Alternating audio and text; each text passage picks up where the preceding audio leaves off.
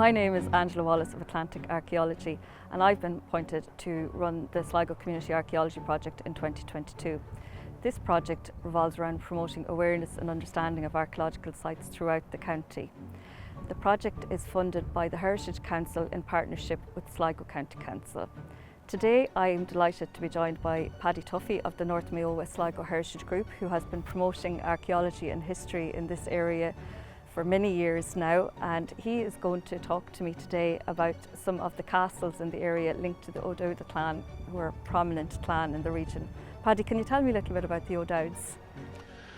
The O'Dowda clan originally reigned over an area from Ballinrobe, the River Robe, north to the border with County Leitrim. It's estimated they had in the region of 22 castles spreading over that area. We have a map here showing they've been outlined. This is a map that was compiled by Conor McHale for one of the O'Dowda clan rallies. And we're starting down here at Arrow at Crossmolina, where the first recorded the McFurbish family living there in the 12th century. Later that family moved across the bay into County Sligo. But there was an extensive line of castles north along the Mayo, out along the coastline to Enniscrone, and away on into Sligo. And we might take a look at some of these castles today. We have Enniscrone Castle up here behind us, yes. And I believe you're going to show us Cottlestown and Castleconnor. Castletown, Castleconnor, Castle, and we'll go to Cottlestown. That's fantastic, Paddy. Looking forward to seeing all these sites linked to the O'Dowda clan. Prior to the O'Dowdas becoming prominent in this area, the O'Quivans would have been, or Kavanaghs or Keaveneys would have been the more prominent tribe, and they had a fort near here, Paddy, is that correct? Carrawar, just north of here along the coastline. We know from an agreement that has survived, an agreement between Eid O'Dowda and one of the O'Quivan family, where O'Dowda recognised O'Quivan as lord of the territory from Foxford to the Leafany River.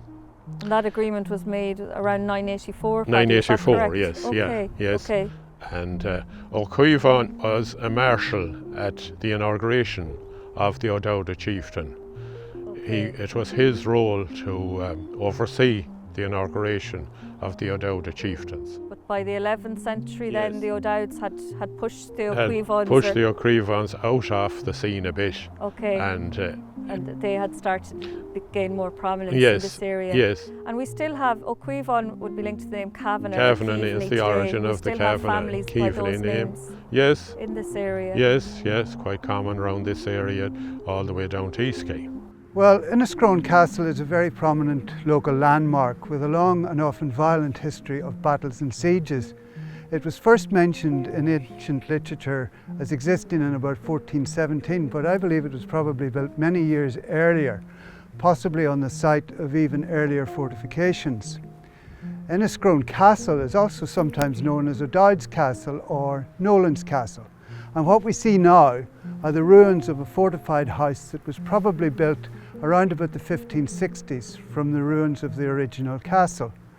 It's situated on a top of a ridge in the field called the Castle Field, and this property is owned by Enniscrone and District Community Development, which is run by volunteers, and it's known locally as the Community Council. They manage the property on behalf of the people of Enniscrone, and this is very much a community project. Michael, what progress have you made? Well, we're most grateful for receiving grant monies from the Community Monuments Fund scheme. This is administered through the National Monument Service and the Heritage Office of Sligo County Council. The Community Monument Fund, in fact, is the first 100% grant made available to projects that are under private ownership. As you can imagine, each stage of conservation work on Enniscrone Castle is very expensive, and without the CMF grants we wouldn't have got started on the project at all.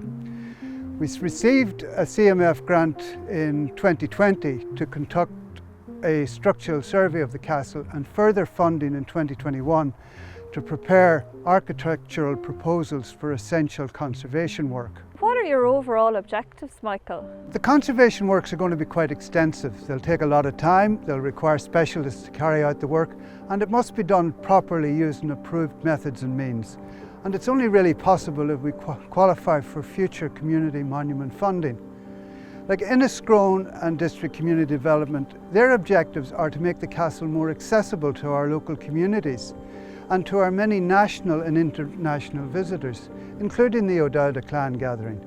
We want to provide more information on the castle's significant local history.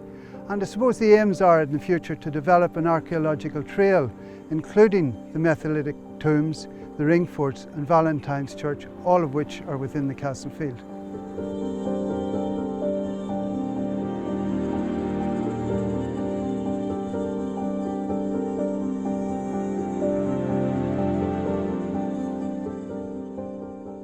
It's one of the narrowest points across the Mayo, and in the first Ordnance Survey map there is a ferry service marked on this going to Rosserk, just across the Mayo there.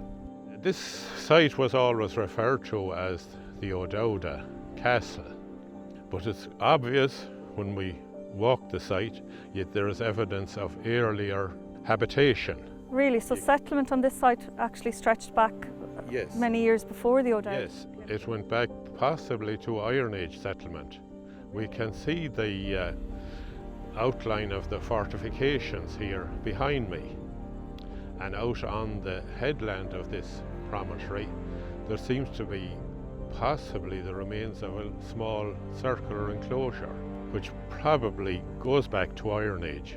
So there was probably settlement on this site right back 2,500 years ago, and probably on into the early medieval period. Yes. It's obviously a strategic location here on the river.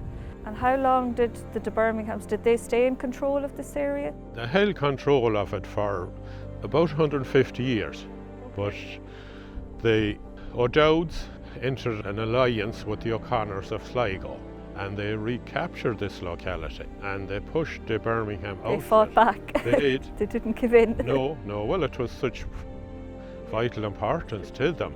Pushed the Birmingham out of this location and re-established themselves here. Now it's possible that this structure was demolished partially at that stage during them turbulent times. Dahi O'Dowda was here in the castle when a soldier entered. There probably was an insider on the job, but Dahi was killed here in this castle, and really that marked the beginning of the end of the O'Dowda reign on this locality. Brehon laws were. So it was a huge event at the time. It marked a big change. It's interesting, really, this spectacular setting, and you think about there was an Iron Age settlement here, there was the Anglo-Norman settlement here, the O'Dowds recapturing the site. There's so many stories and so many centuries of history connected to this site, and yet today it's such a peaceful location. Yeah.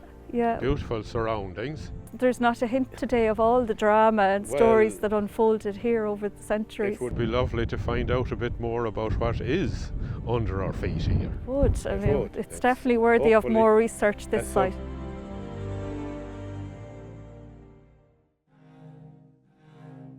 This now is a site that's little known. We're here, what's called Cottlestown. The name comes from Baile y Quittle.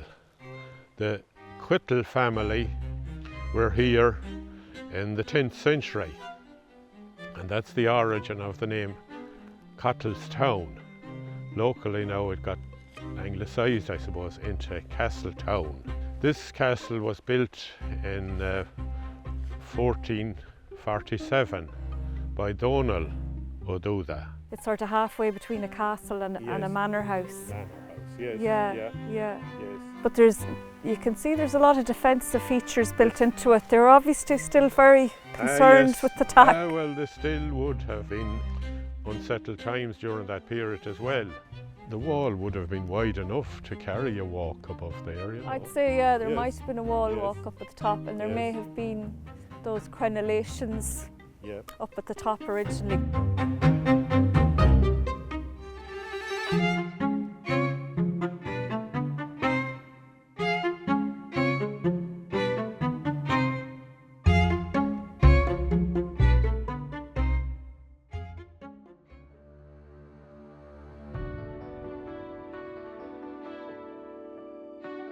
I'm joined here today by Tommy Footy. You have close connections to the O'Dowda clan. Can you tell me a bit more about that, Tommy? Well, the reason I got involved is my mother was an O'Dowd for a start, and then I had also a great interest in the history of the area. I suppose really through this book that Gertie O'Reilly wrote back in 1970s era, like. So that followed on from my youth, and I always followed up history from that era on, you know. I decided then to go to house in the local area and try and sell this book to the local people. A friend of mine and myself done this, and we were very successful. We sold over 250 books, and we called to about 480 houses in the area to get the story across. We got a very good reaction from everyone, like, and funds we collected will go back into conservation and research for this project, with the hope of getting further funding for the development of the castle and the repair of the stonework in the castle. That's fantastic, Tommy. So you feel from your calling door to door there is huge community support for this project? Yeah, there's huge community support in this area for the whole project. The O'Dowda clan are very supportive. Yeah, the O'Dowda clan have a meeting here every 3 years, and in this year alone now we'll have 110 families will come to the town from all over the world. That's from South Africa, Canada, America. One family will come from South America, and then we have Scotland, England, France, and probably maybe one from Spain, we're not sure yet. And these people are coming because they feel a really strong connection to their O'Dowda links here in Enniscrone. Yeah, they've been coming really since Gertie O'Reilly started this project with the O'Dowda clan coming to the area, and they elect a Taoiseach and a Taoiseach every 3 years here. Why do you think it's important to see conservation works on this structure, Tommy? I think it's very important because even from a tourism point of view it's awful important, because this castle, once it's restored and the stonework is made safe for the next, say, 100 years, show the public like what we have in the area and the history we have going back in this area.